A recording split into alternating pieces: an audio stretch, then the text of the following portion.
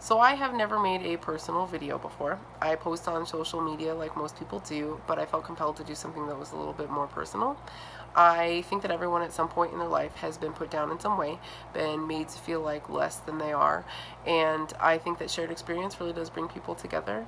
I don't think that you could be a person of color in this country and not know what's going on. I want to share something that happened to me, and I hope that most people's experiences aren't on this level. I think that not putting my head in the sand and speaking out and not staying quiet really helped shape who I have become today, and I really truly think that it did some good then, and I'm kind of hoping that it will now. So back in 1999, I was a 17-year-old junior in high school, about to finish my junior year, and my mom got a job opportunity and uprooted us. I went from a school with 1,000 kids in my graduating class to this little tiny school that was 8 through 12 and had 1,100 kids in the entire school. To say that the culture shock was real is an understatement. I was a punk. I was a purple-haired, spike collared wearing, shucked all authority, hated anything. I just was awful. I was 17 years old. What can you do? So we walk into this school to go start on my paperwork, and there's a giant Confederate flag mural right when you walk in the door. And we go to the nurse's office where we're doing paperwork, and my mom's asking questions about the school, and she asks the school nurse, or no, the school counselor, what the ethnic diversity is in the school. And the nurse literally pulls out her hand and says, well, we got like 5 black kids, and we got an Indian and a Jew and an Oriental. Still makes me cringe. And then she proceeds to tell me how I'm probably not going to make any friends, or I'm going to have trouble making friends or getting a boyfriend because I'm mixed. Then we go from there to the nurse's office, where the nurse does not believe that my mother is my mother because she is white and we have different last names because she took her maiden name back, so clearly that's never happened before. And to say that my beginning of Crestwood was rocky is an understatement. I think I was only there for 2 days, and this really awesome guy, Matt, came and talked to me in class, and I think he only took 2 days before somebody called him a nigger lover in class. Teacher present. It was like nothing. I got into this art class, and about 2 weeks in, there was a girl she sat right next to me, so we talked to each other, and she starts a conversation with, so I got black friends and all, which you can't start a conversation like that or say, hey, I don't mean to be offensive, and then you are. Not to be rude, but whatever's going to come out of your mouth is going to be rude and or offensive. So I got black friends and all, but I don't believe in blacks and whites getting married, and interracial marriage. Yeah, that. And why not? Well, because my mom worked with a girl whose parents like that, and she came out spotted like a cow. So there I am, explaining to a 17-year-old in high school why that's genetically impossible, and why you're not going to come out spotted if you have interracial parents, and how there are skin disorders, and why have you not taken biology, or do you not have cable TV? But regardless, this is to paint a picture of this school. So about a month after I'd been there, Columbine happens. And I was from Colorado, and it hit home really hard. But when I went to school the next day, I was called into the office 4 times by different people, asking if I had a hit list, if I had a gun, if I was going to kill people, because I was the trench coat wearing punk from Colorado, and I was the odd man out. To pretend that race wasn't a factor in that would be a joke. So I told my mother, combated the school. I didn't take anything lying down, so I yelled at them. By the last time, this is the 4th time I've been taken out of class. You have no reason to do this. Right now, at this point, you're harassing me. Do you have any other questions? No, I'm not going to kill people. Can I leave? So I want to say that it was probably 2 weeks before the end of my junior year, and I wasn't there very long at this point, and that art class I went to go to, and there was nobody there. The gym was right next to there, and I walked past and I saw the art teacher, so I went in and asked, what's going on? There's nobody in the classroom. He gave me his keys and asked me to close up because he was taking the senior picture, because the school is so small that the art teacher was the photographer for the senior class, the outgoing senior class. So I wrote a note and I put it on his door and told the kids that the class was canceled and to come sit on the end of the bleachers, and gave him back his keys.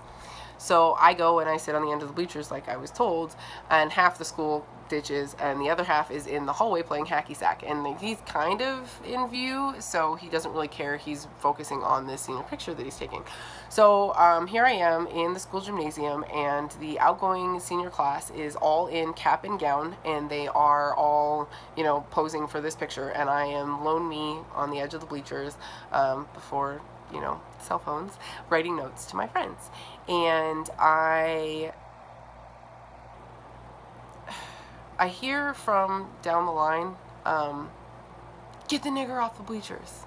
So I look up, and I'm the only one, obviously I was the only one who went and sat there, and this kid is yelling at me, and him and his friends think it's really funny, and then I start yelling back because again, I didn't take anything sitting down. I was a little punk, so I start yelling obscenities back. We go back and forth. It starts to escalate. There's a handful of seniors that I knew that kind of were yelling back at them. You could tell that half the class didn't know what was going on. The other half was either pitching in or whatever. It just escalated incredibly quickly. So there I am, screaming my head off at these guys, and I'm alone against this sea of red.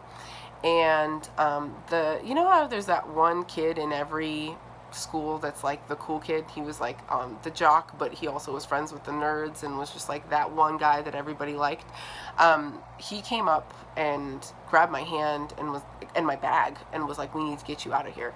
And as soon as he started to pull me away, it was like they won a game or something. The whole gymnasium just erupted with cheers, and I started getting full bottles of Coke, pens, pencils, books being thrown at me. It's like they just got this big victory that I was leaving. So he pulled me out, and I was obviously very shaken, and I went to some friends' houses, and I digested. I was freaked out. I was kind of a bit in shock, and I decided to go back to the school and talk to somebody, some sort of authority figure, and tell them what happened. So I go back to the school. At this point, school's over, and I go in and I talk to the assistant principal at the time, and I tell him what happened, and that I am the teacher, the art teacher, was there the entire time. That he didn't stop this. He didn't try and prevent anything from happening. That this escalated as far as it did. And I didn't get any reassurances or anything of the sort. I just made myself known. I went home and told my mother, and that was when I got my first civil rights attorney. I got to school the next day. No, actually that was the weekend. It was a Friday. So I got back to school on that Monday, and the art teacher cornered me and got in my face and yelled at me for getting him in trouble. He said that he wasn't there and that he went to get a ladder, and I yelled right back. I was like, you're the teacher. You're the authority figure. You should have controlled this situation, and you didn't, and you left me there and didn't do anything to prevent it. So we were at an impasse. He yelled at me. I yelled back. End of my junior year. It gets worse. So I go to school when I start my senior year, and I'm in some of the same classes that I was in the year previous. So I walk into my math class, and I look the teacher dead in the eye and was like, why do I have you again? Why do I still have this class? And she tells me point blank that the other teachers don't want me, and that they wouldn't teach me, and so she was willing to, so she kept me. So she told me that as long as since I know all the work and I've done it all before, as long as I take the tests, whatever grades I got on the tests, she would roll over for the end of the year. It's literally what happened. I played cards at the end of her desk and helped the other kids in the class for that entire senior year. I'm gonna say maybe about a month before graduation, things started to escalate. There was a girl that had been calling me a nigger for weeks. I told people, I told teachers, I told the counselor, I told an acting, I don't think it was an assistant principal, but he was like an administrator of some sort.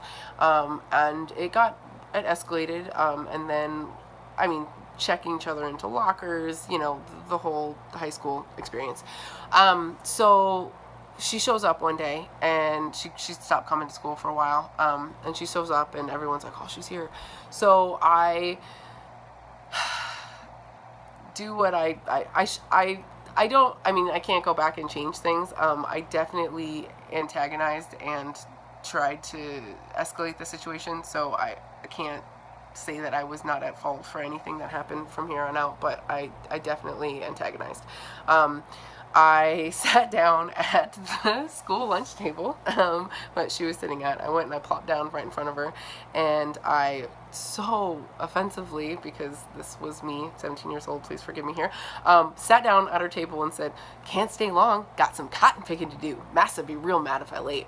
Just to be as offensive as I could possibly be. And a girl that knew us in between was like, "I'm not listening to this, I'm not in this."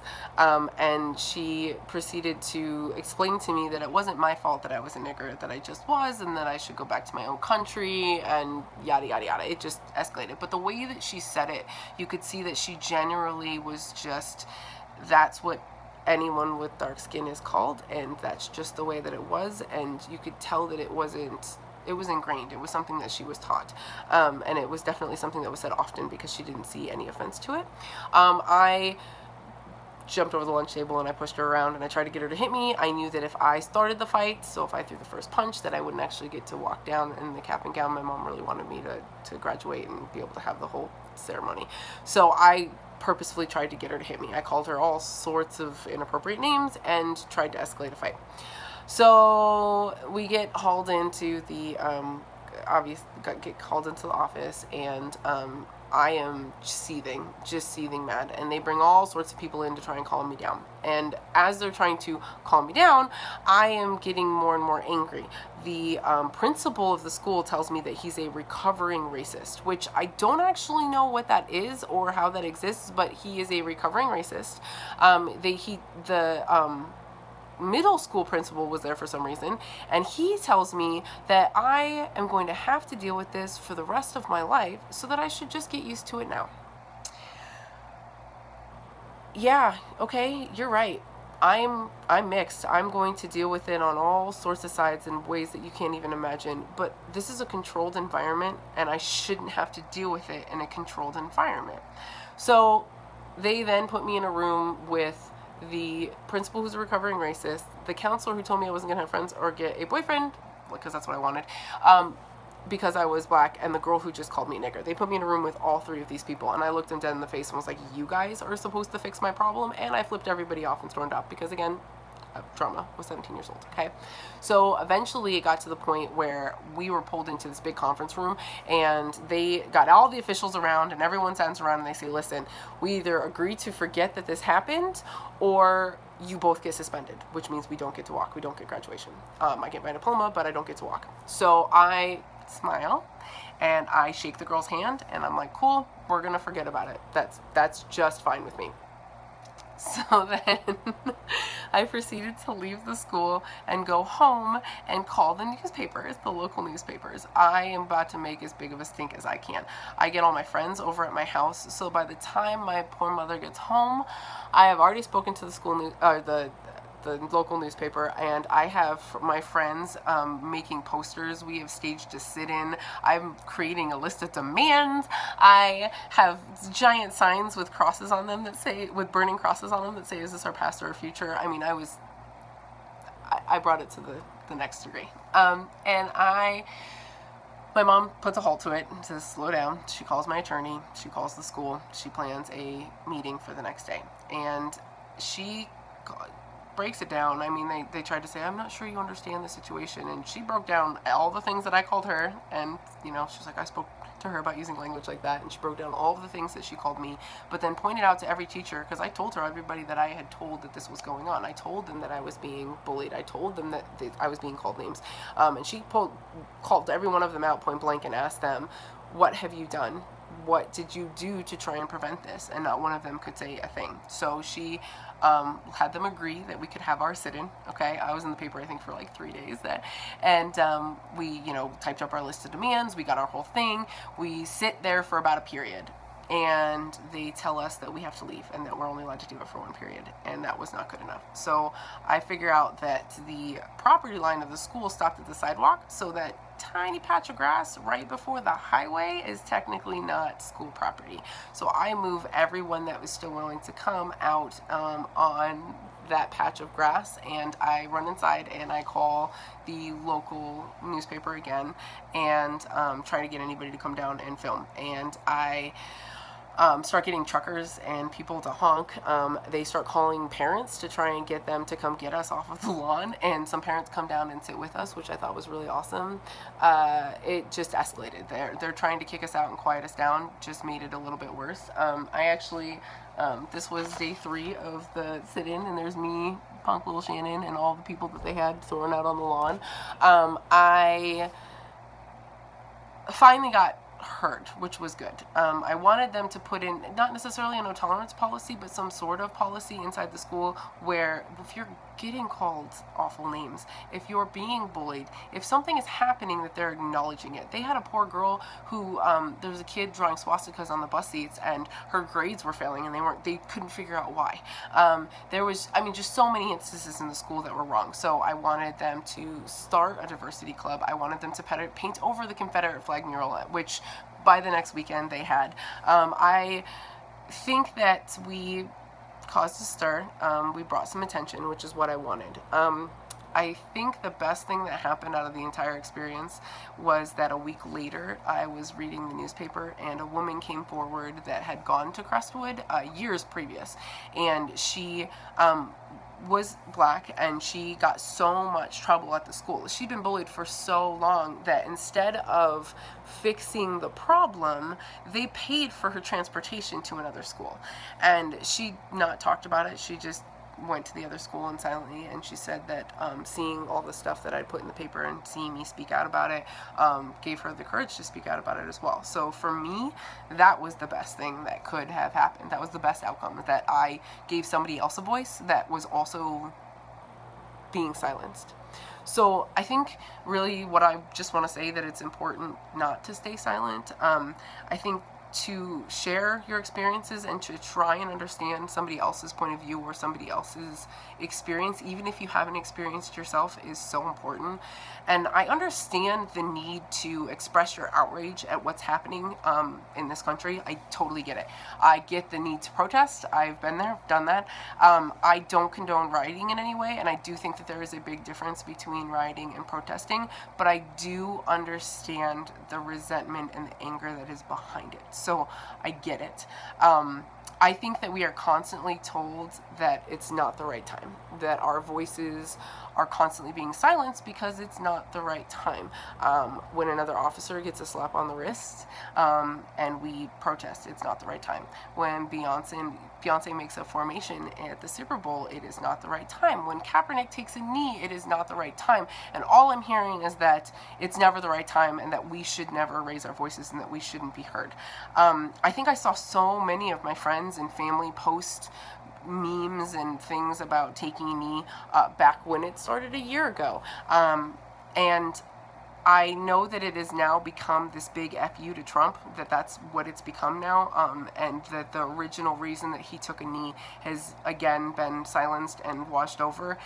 But you know what I also saw was that the same people that are, talking about how it's offensive to take a knee and who posted all of those memes, I noticed that not one of them condemned what happened in Charlottesville. I noticed that they stayed silent when that happened. You've got the President of the United States saying that torch-wielding Nazis were very fine people, but that people that take a knee are sons of bitches. So I think I just wanted to say that your silence on the matter, your silence is defending those torch-wielding Nazis. And it says to me that my life doesn't matter, that our lives don't matter. And you can pretend that taking a knee disrespects the flag in some manner. You can pretend that it disrespects our troops that fought and died so that we have a freedom of speech. But I guess I'm just trying to say that you can remain silent, but I don't have that privilege. I don't have the privilege of ever walking out my door and not knowing that I'm a person of color and not knowing that I'm a woman. So I don't get the option to be silent, and I just really hope that some people, that those people that I saw on my feed who remain silent, I just want you to listen and to try and understand that your silence, it matters.